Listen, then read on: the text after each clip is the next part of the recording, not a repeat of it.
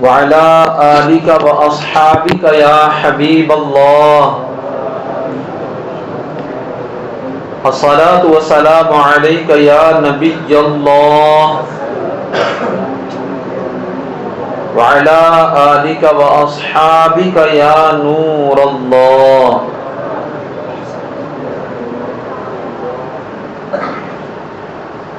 فرمان مصطفیٰ صلی اللہ علیہ وسلم، تم اپنی مجلسوں کو مجھ پر درود پاک پڑھ کر آراستہ کرو کہ تمہارا مجھ پر درود پاک پڑھنا بروز قیامت تمہارے لیے نور ہوگا.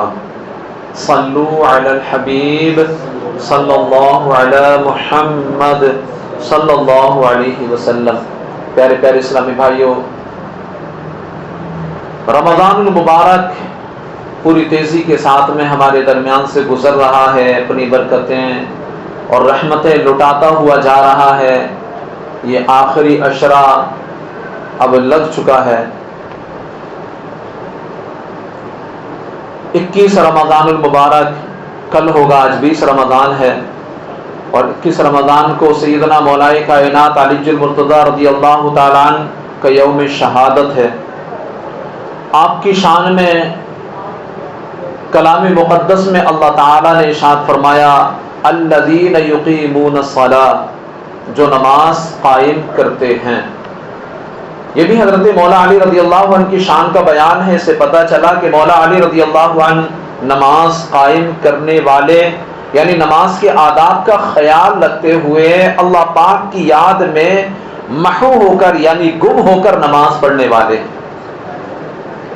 سیدنا حضرت علی رضی اللہ تعالیٰ عنہ کے حوالے سے ایک روایت ہے کہ ایک مرتبہ کا ذکر ہے، حضرت علی رضی اللہ تعالیٰ عنہ کی پنڈلی مبارک میں تیر لگ گیا. اسے نکالنے کی بہت کوشش کی گئی مگر تیر نہ نکل سکا. اس پر امام حسن رضی اللہ تعالیٰ عنہ نے کہا، آپ جب نماز پڑھ رہے ہوں اس وقت اللہ پاک کی یاد میں محویت کے سبب آپ کا جسم پاک بہت نرم و نازک ہو جاتا ہے، تب یہ تیر نکال لیا جائے. ماہر طبیبوں نے ایسا ہی کیا. جب آپ نماز میں مصروف ہوئے تو آپ کی پنڈلی مبارک سے تیر بآسانی کھینچ لیا گیا. جب آپ نے سلام پھیرا تو عرض کیا گیا علی جاں نماز دہرا لیجئے، آپ کی پنڈلی سے خون بہہ رہا ہے. آپ نے حیرانی سے کہا یہ کیسے ہوا؟ مجھے تو اس کی خبر ہی نہ ہو سکی. دو عالم سے کرتی ہے بیگانہ دل کو، عجب چیز ہے لذت اشنائی. اللہ پاک ہمیں بھی نمازوں میں ایسی لذتیں عطا فرمائے. اور مسلمانوں، حدیث پاک میں ہے جس مسلمان پر فرض نماز کا وقت آئے وہ اچھی طرح وضو کر کے پوری توجہ کے ساتھ نماز پڑھے اور درست طریقے سے رکوع کرے تو وہ نماز اس کے پچھلے گناہوں کا کفارہ ہو جاتی ہے. سبحان اللہ، کاش ایسی نمازوں کی توفیق مل جائے ہمیں بھی، ورنہ ہماری حالت تو ایسی ہے کہ صرف تکبیر تحریمہ کے لیے اللہ اکبر کہنا یاد ہوتا ہے یا السلام علیکم ورحمۃ اللہ کہنا یاد ہوتا ہے. اس کے علاوہ نماز میں کیا پڑھ رہے ہیں، رکوع میں کیا پڑھا، فاتحہ کے بعد سورت کون سی ملائی، کچھ توجہ ہی نہیں ہوتی. یہ ہماری نمازوں کا حال ہے. بس رٹی رٹائی نماز پڑھ رہے ہوتے ہیں. دوران نماز دل میں کبھی گھر کے خیالات آ رہے ہوتے ہیں، کبھی دکان کے خیالات ہوتے ہیں، کبھی ادھر ادھر کی فضول سوچیں ہوتی ہیں ہماری نمازوں میں.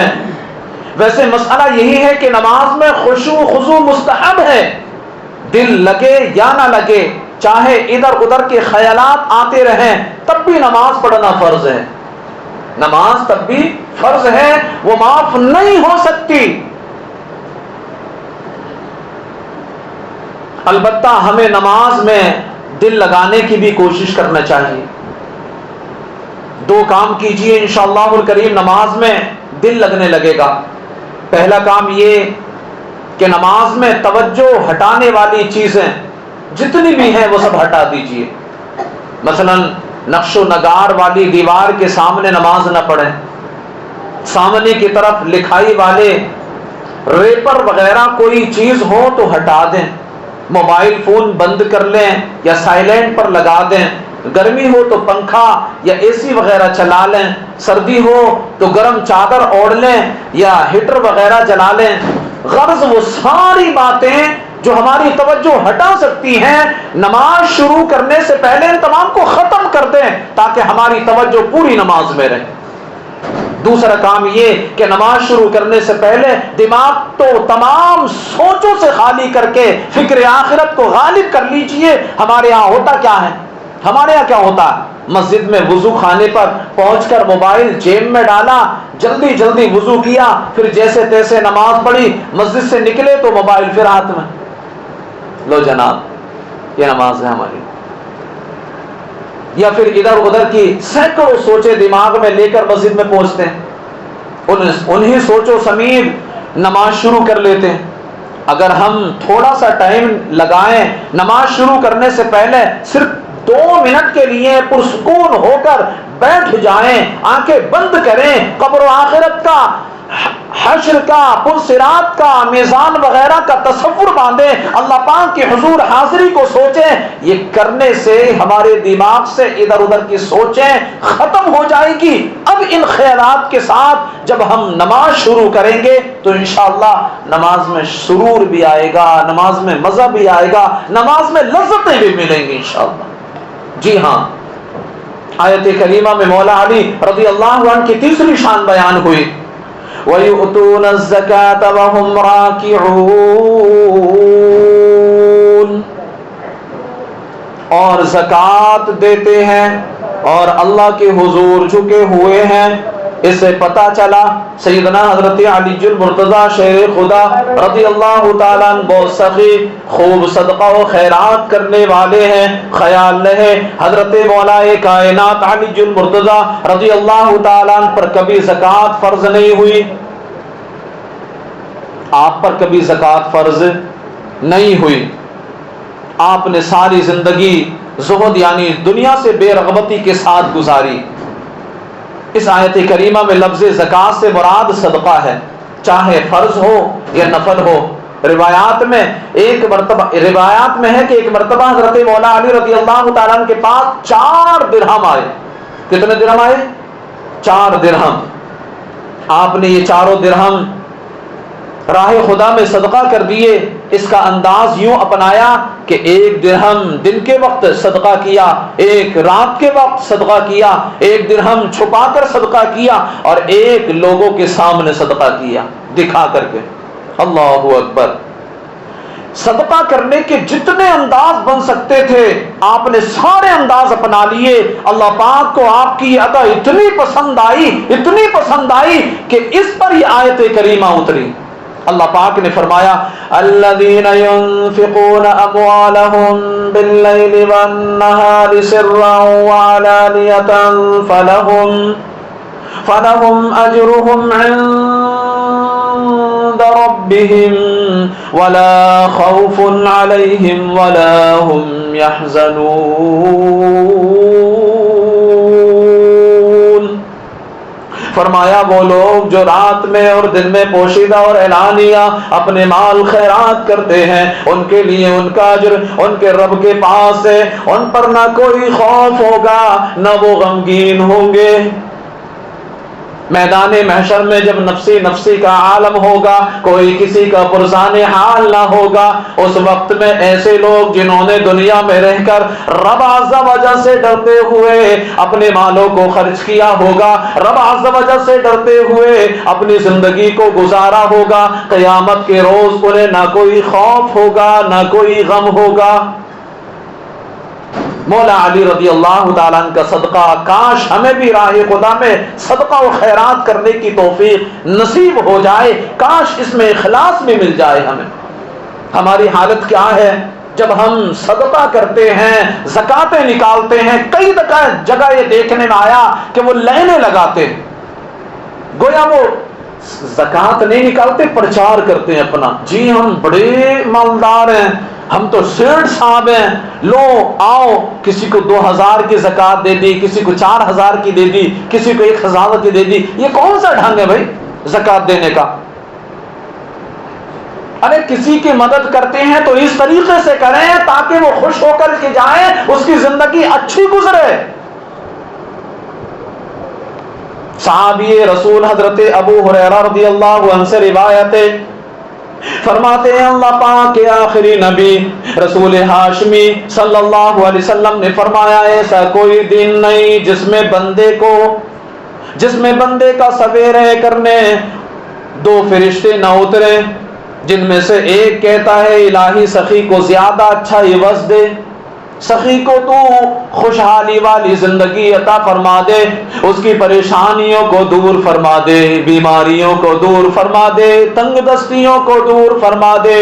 اور دوسرا فرشتہ دعا کرتا ہے الہی کنجوس کو ہلا کو برباد کر دے۔ اللہ اکبر، اللہ کے معصوم فرشتے ہیں، مومنین کے لیے دعا کرتے ہیں۔ کوئی اگر اچھا کرتا ہے دعا اچھی ملتی ہے، اگر کوئی کنجوسی دکھاتا ہے تو پھر دعا اسی کے حساب سے ملتی ہے۔ اس حدیث پاک کی شرح میں حکیم المفت امت مفتی احمد یار خان نعیمی فرماتے ہیں سخی کے لیے دعا اور کنجوس کے لیے بد دعا روزانہ فرشتوں کے منہ سے نکلتی ہے۔ جی ہاں، جو یقیناً قبول ہوتی ہے، فرشتے معصوم ہیں، ان کی دعا تو قبول ہونا ہی ہے۔ حضرت عقبہ بن عامر رضی اللہ عنہ سے روایت ہے، نبی پاک صلی اللہ علیہ وسلم نے فرمایا ہر شخص بروز قیامت اپنے صدقے کے سائے میں ہوگا یہاں تک کہ لوگوں کے درمیان فیصلہ فرما دیا جائے۔ قیامت کے روز نفسی نفسی کا عالم ہوگا۔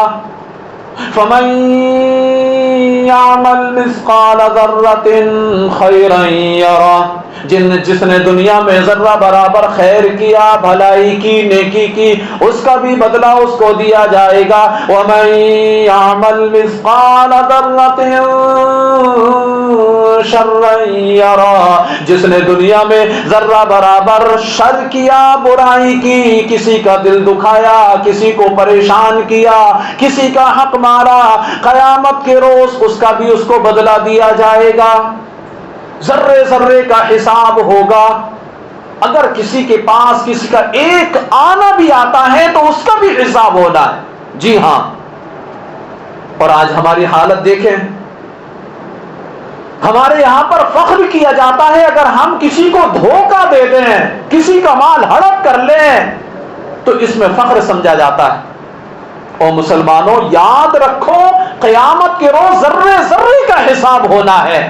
آج اللہ نے ہمیں مال سے نوازا ہے تو وہ جو مخیر حضرات ہیں، جو مالدار حضرات ہیں، جو دولت مند ہیں، وہ بھی سوچ لیں، سمجھ لیں اچھے طریقے سے، آج تو اپنی دولتوں پر بیٹھ کر کے غرور کرتے ہو، گھمنڈ کرتے ہو، تکبر کرتے ہو، قیامت کے روز جب رب عز و جل کی پکڑ ہوگی تو تمہیں کون بچائے گا؟ کون بچائے گا؟ آج زکوٰۃ نہیں دیتے، زکوٰۃ تم پر گرا گزرتی ہے، اس لیے گرا گزرتی ہے کہ منافقت جو ہمارے دلوں میں بیٹھ گئی۔ جی ہاں، ایمان کمزور ہو گئے، ایمان کی مٹھاس ختم ہو گئی، اس لیے ہم پر زکوٰۃ دینا گرا گزرتی ہے۔ ورنہ مومن کی شان تو یہ ہے کہ جب تک وہ اپنے مال میں سے ایک ایک روپیہ زکوٰۃ نہ نکالتے تب تک اس کو سکون ہی نہیں ملتا، سکون ہی اس کو نہیں ملتا، کیونکہ اس کو دنیا میں زندگی کیسے جینا ہے۔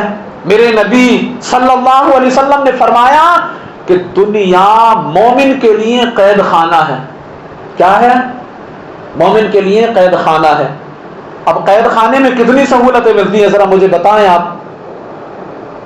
بڑے نرم نرم بسترے ملتے ہوں گے وہاں پر۔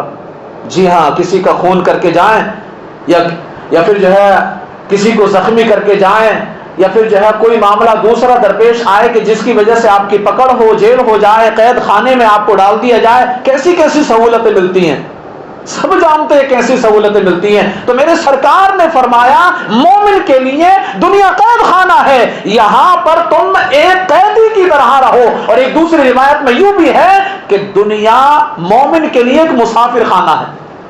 مسافر جب سفر کرتا ہے، گھر سے نکلتا ہے تو کتنا زیادہ راہ رہتا ہے، تو بنگلے بھی لے کر کے ساتھ میں چلتا ہے، سر پہ اٹھا کر کے، گاڑیاں بھی سر پہ اٹھا کے چلتا ہے، بڑی مال و دولت لے کے چلتا ہے۔ ایسا نہیں ہوتا۔